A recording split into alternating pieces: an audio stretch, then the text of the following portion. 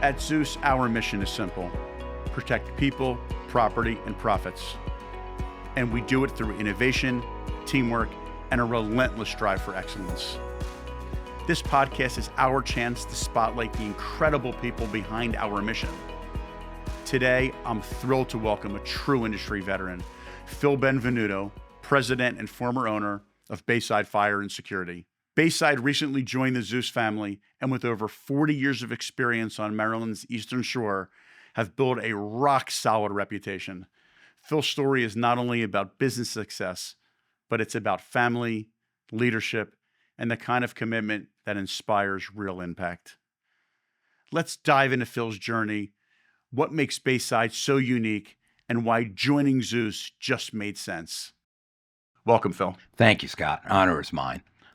This is something that has really reinvigorated my desire to come to work every day, and seeing your beautiful facility here and interacting with everyone has been a great 2 days. So I'm thankful to be here. Super. We're thrilled to have you. So let's get into it. Okay. So Phil, what I love most about these podcasts and what I love most about my job is the opportunity to really interact with entrepreneurs like you on a regular basis who have run incredibly successful businesses. But I really enjoy hearing about your journey from the early days of 1982 to 2025 now. What was it like in 1982? What inspired you to get into this business? Tell me your journey story. Interesting story. It actually goes back beyond 82. My father-in-law started the first privately owned fire sprinkler company in the state of Maryland in 1970 called Maryland Sprinkler Company. It was a company that throughout high school and college that my brother-in-law and myself and my sister-in-law worked summers, Christmas vacations, learning the business. In 81, I was applied to law schools, and I was headed to law school, and my brother-in-law was finishing up his degree and going to get his master's in computer science. And my father-in-law came to us and said, hey, you both love the beach. Ocean City, Maryland's passed a retrofit law. What would you think about starting your own non-union sprinkler company? Wow. And we looked at one another and said we hadn't thought about it. He said, well, you're both at the point where you're probably pretty capable of starting something. How much money do you have? I said, well, I had about $2,000. Right. And my brother-in-law said, I have about the same. And my sister-in-law said, I have the same. And we put in $6,000, formed Bayside Fire Protection. And the first week in business, we closed a 10-story condominium. Wow. And away we went. So we did all the estimating, design, fabrication, installation ourselves, hired our first employee after the first job was done. And it's been 42 years of chasing the dream. That's an amazing story. It's an amazing beginning. You ever regret not going to law school? No. As you know, my son did go to law school and became a lawyer and realized that the fire protection industry was a better way to go. So there's proof positive that I probably made the right decision. Yeah. So it's the three of you. Yes. You hire your first employee. Yes. Now we're what? In the early 80s? We're 82, 83? Yeah. We closed another job later in 82, a restaurant. And that was closed with a client that 42 years later is probably our second or third largest client that we've maintained that relationship with.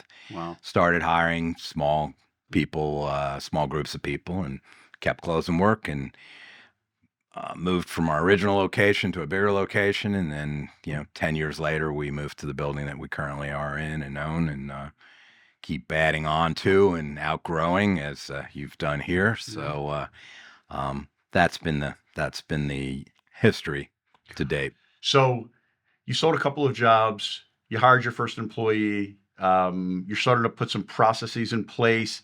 But when did it occur to you, I've got a real business here? I would say probably 5 or 6 years in.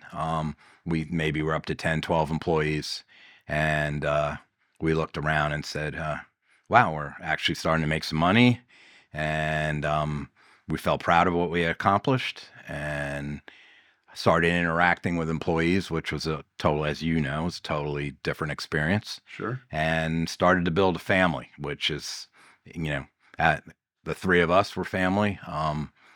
and we started to bring people in that we considered family, and those original employees are all with us. So It's to amazing. date, so it is amazing. So you've got the Benvenuto family, Yes, your nuclear family. Then you've yes, got the Bayside Fire family, yes. and you're building a family. You're building a business. It's a crazy time in one's life.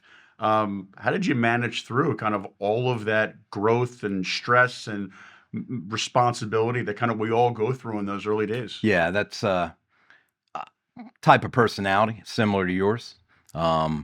Don't let anything slide. If it takes 18 hours, it takes 18 hours.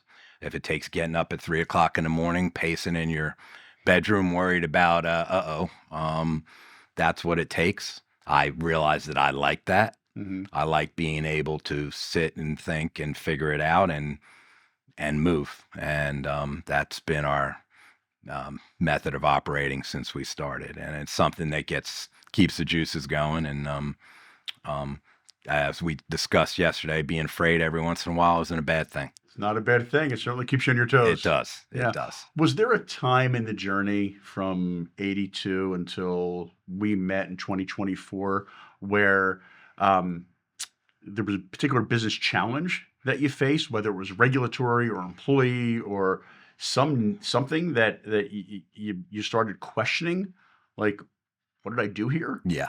Or was it this perfectly straight path? Everybody sees this as an overnight success, but it's really a 40 It's not. year. It's overnight. 40 years. It was 40 years. But I'm very and my brother-in-law and my son, who's now in the business, are very much similar in terms of you have a task to do, you figure out the best way about it. Zeus's idea of best idea wins has been our idea since we started. We just nose to the grindstone. I don't think that we were ever presented with anything, including COVID, that frightened us or made us think that we had made the wrong decision.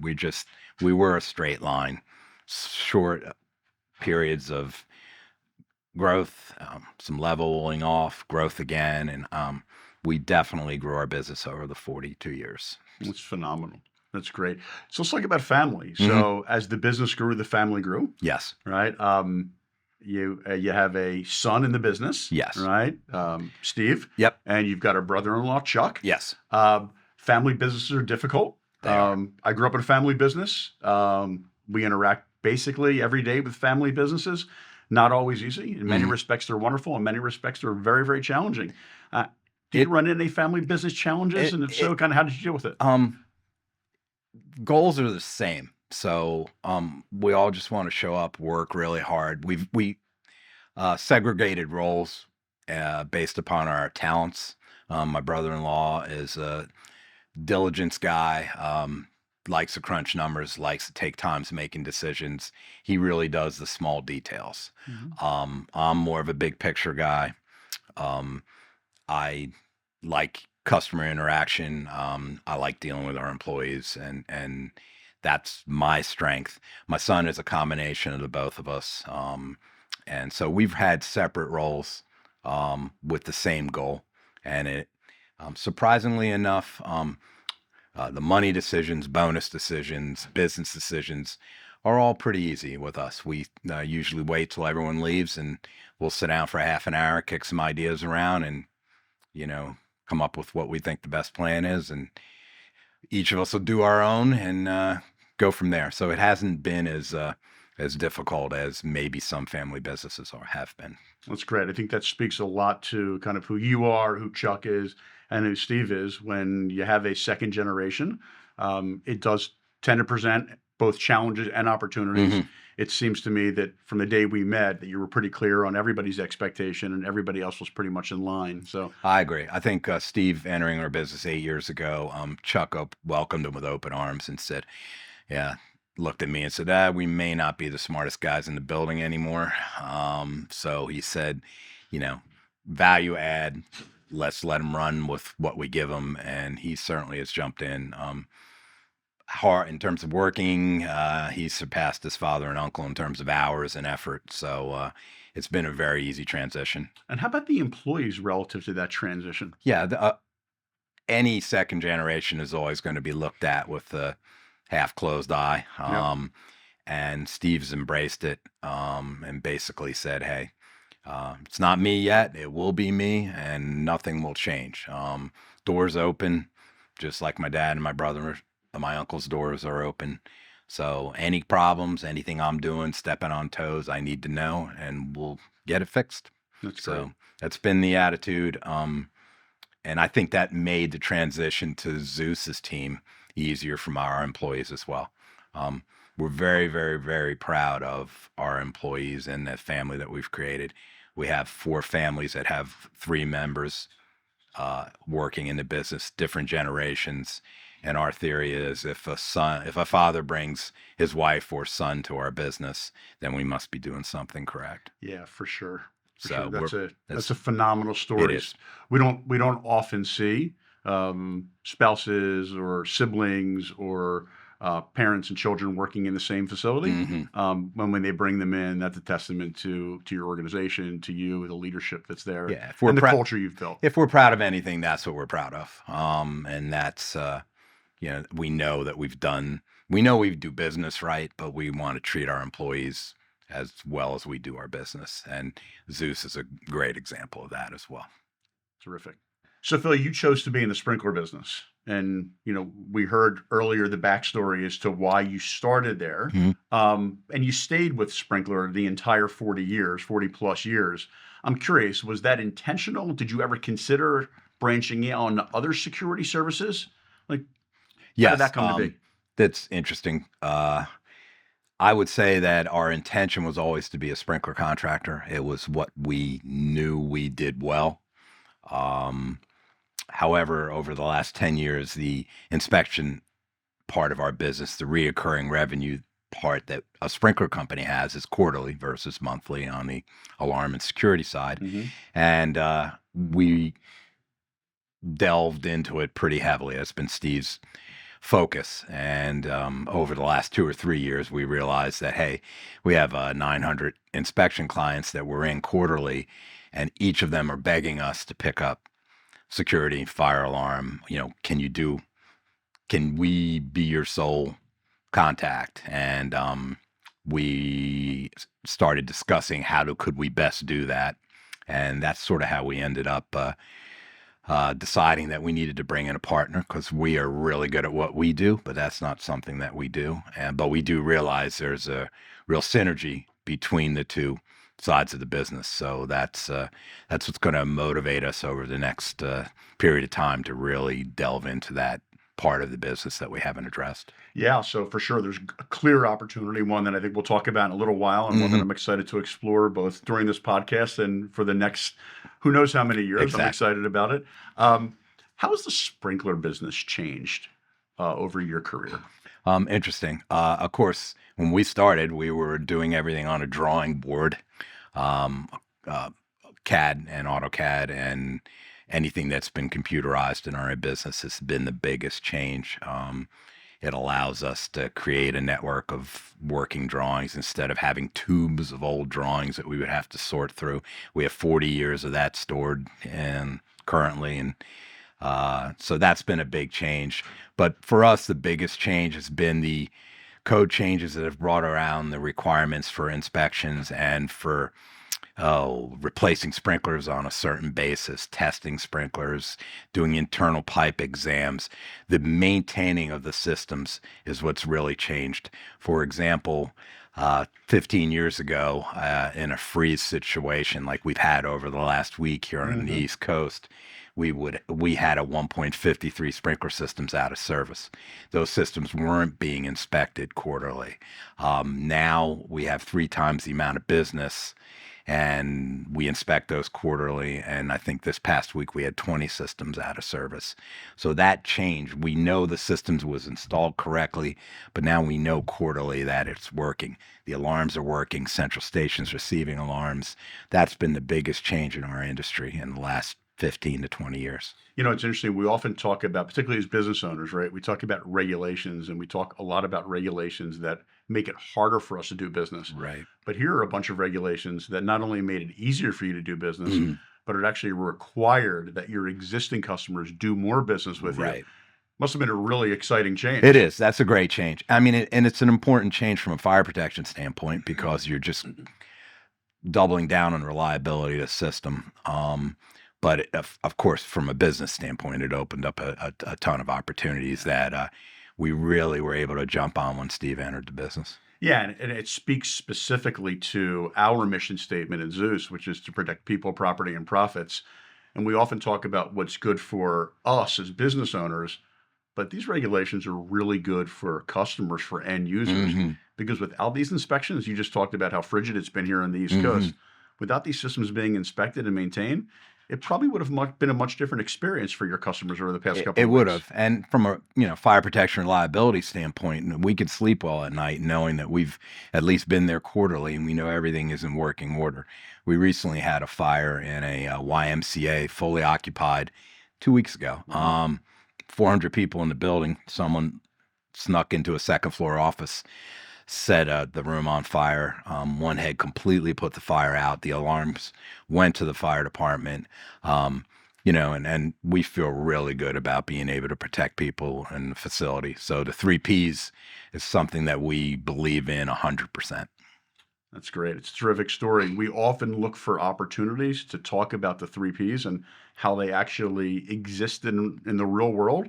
And it sounds like what happened in the YMCA is a great example of how Bayside legitimately helped protect people who were in the facility, that property, and then the quicker that fire gets put out, the quicker they're able to get back into business, Right. and ultimately their profits. Man, the best thing is we get to bill for it and collect some money for it. So There's nothing wrong with that either.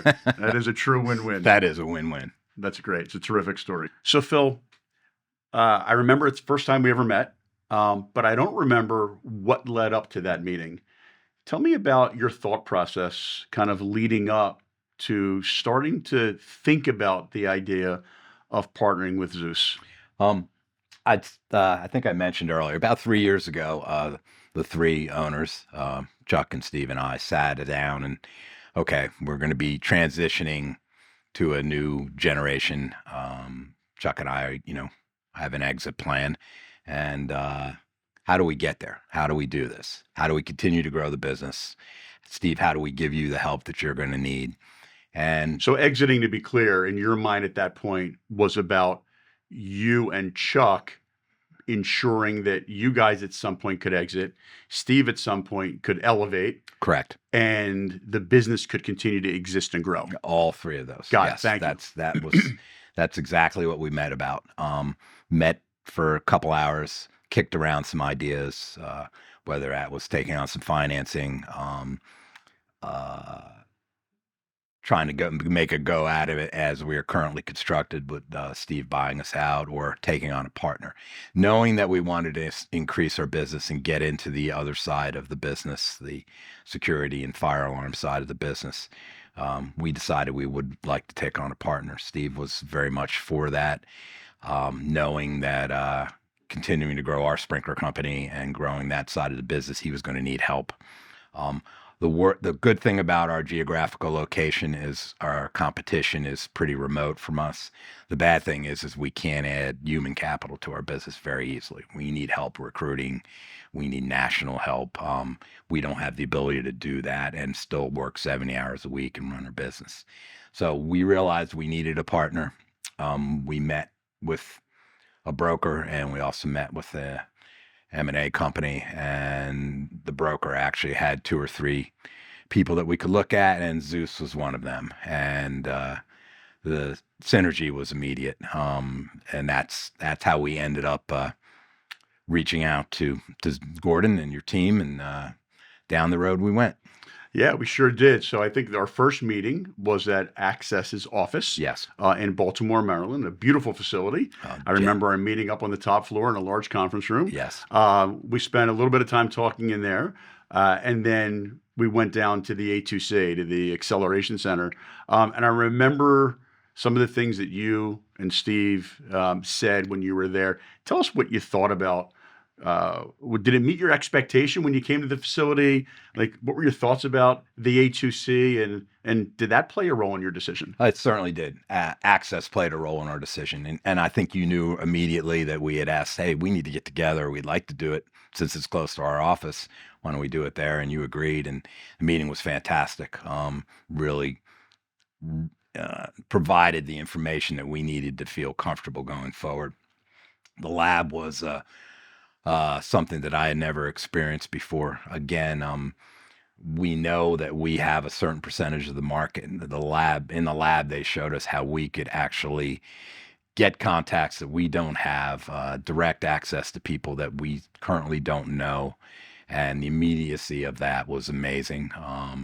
And that's something we're really excited about. We need to add to our sales staff because it looks like using that information will generate a significant number of leads that we don't have now. So that was a icing on the cake, to see the ability that we could do to grow our business. Yeah. So I don't want to put words in your mouth, but so we certainly had the people, right? We had leadership at Access there. I was there with my team. You and Steve were there. We had an opportunity to see the A2C. Kind of walk me through kind of the thought process, right? It's like a lot coming at you at one time. I imagine that drive home, while not that long, must have been pretty intense. Like, what were those, if you care to share? Oh, no, what were those that's conversations fine. like? Unbelievably enough, I was pretty comfortable right off the start. We knew we wanted to do this. We knew we were looking for the right partner. The other firms that we talked to, we would be office 46 of 46 offices, as we'd be the new kid on the block. We would lose our name, the branding that we've done. I mean, when people think of fire sprinklers in our geographical region, if we're not first, we're amongst the two that they're thinking about. So we were really, really comfortable with Zeus's way of doing business, to be a hub leader, and be able to add people and companies to our company is something that immediately we were comfortable with. We really had no questions going forward. We were dreading the due diligence, as everyone does. And it was as bad as we thought it would be. Mm-hmm. But that's really the only negative that we've had here. We've been really positive, never questioned our decision.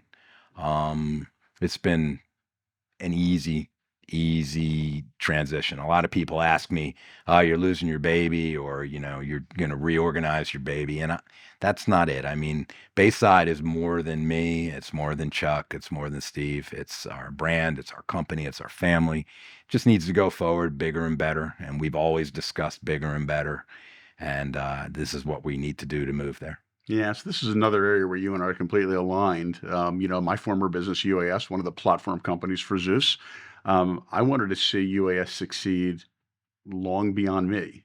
And I think you share that as well, that the name Bayside and what Bayside is in the marketplace matters, and that it's bigger than you, it's bigger than your family. Yeah, I always, it's sort of a morbid way to look at it, but I always preach to my people that, hey, if I get hit by a truck tomorrow, Bayside Fire Protection will continue. What we've established here is more important than one person. It's a team, and we'll figure out a way to go forward. So we're open to the new ideas and challenges that we'll face partnering and integrating with Zeus, and let's go. I love it. I absolutely love it. So I think about 2 weeks ago, you were on your first hub leader call. Pretty big transition going from owner to seller to hub leader to being part of a call with 6 other hub leaders. That call was run by our president and chief operating officer, Brandon Ramsey. What was that experience like for you, where you get to meet these guys for the first time and realize you're one of 7? Now, you're not one of 46. You're one of 7. You've got a critically important role within the organization. What was that first meeting like, where you transitioned from, hey, I'm in charge, I make every decision here, to I'm part of this network, I'm part of this team? Part of this team was what I felt. I realized that I was in a room or on a Teams call with people exactly like myself, smart guys. There's levity in the meeting, no stress. two guys discussing helping each other out on a geographical project that they could share. I introduced myself as the black sheep because we're the sprinkler hub at this point, and they all laughed. And so I think they're going to teach me a lot, and I'm going to be able to help them and teach them a lot as they add sprinklers to their wealth of business. Yeah, so that's for sure that we intend to, we say best idea wins. There's absolutely no secret that when we were interested in Bayside, it wasn't because Bayside was a Core 4 company today. It's because Bayside offered a unique service that lots of our hubs don't. Of course, Alert Alarm in Hawaii does, but lots of our other hubs do not. And, we're talking about this notion of should the Core 4 be the Core 5? Right. And should Sprinkler be part of that? And I think we're learning a lot about the business every day, and we're learning it from you. So we're really appreciative of that. No, I'm honored. So our goal is for all of our hubs to provide the Core 4 services. Many do from day one. Sometimes we establish a particular skill set where it's lacking, or we'll acquire, right, to add that additional skill set. And we're going to be doing the very same thing with Bayside.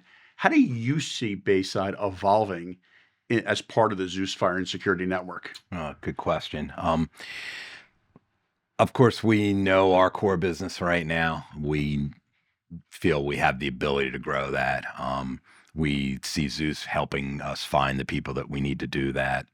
And we're really excited to be able to offer the other cores, other items within the core to our existing clients. So that's where we see our growth. We see adding a fire alarm and security division, and we have clients that noticing the name change to Bayside Fire and Security, immediately reaching out and say, hey, can you help us with this?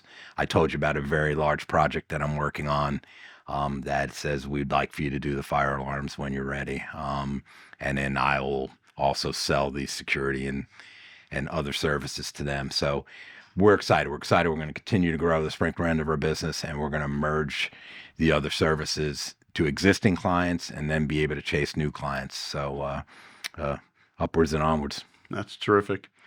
So before we close, what advice would you give other people in your position who are at that kind of juncture where they're thinking about succession, they're thinking about the next stage in their career, and they're thinking about a partner? Like, what advice would you give them? I think you want to look for someone who, when you meet them, will tell you exactly who they are. And then there's a long process to get to the table to sign the deal. Mm-hmm. If they remain who they told you they are, then chase it.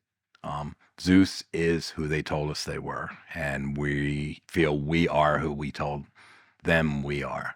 So that to me is the thing that a business owner should be looking for. Once you decide that you need a partner, make sure that everything they tell you happens all along the way.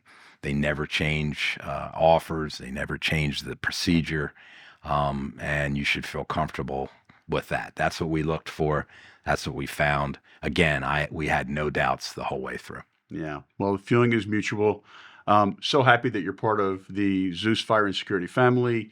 You, Steve, Chuck, and all of your employees who I had the pleasure of meeting at our closing brunch. And we look forward to growing the Bayside business along with Zeus to build what we call, and what we're passionate about in building, is a modern and enduring business. And we're thrilled that you and your family are part of it. This is your official welcome to the Zeus Fire and Security family. Thank you, Phil. Appreciate it. Here. Phil, thanks so much for joining us today and sharing your incredible journey. Your leadership, your family-driven approach, and Bayside's commitment to excellence are exactly what makes this partnership so powerful.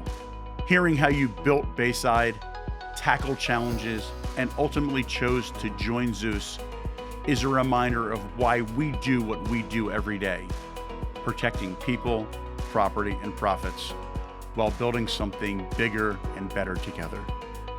I'm excited for what's ahead and proud to have Bayside as part of the Zeus family. To learn more about Zeus, visit ZeusFireandSecurity.com. And to our listeners, thank you for tuning in. We'll catch you next time, because at Zeus, we're better when we're together.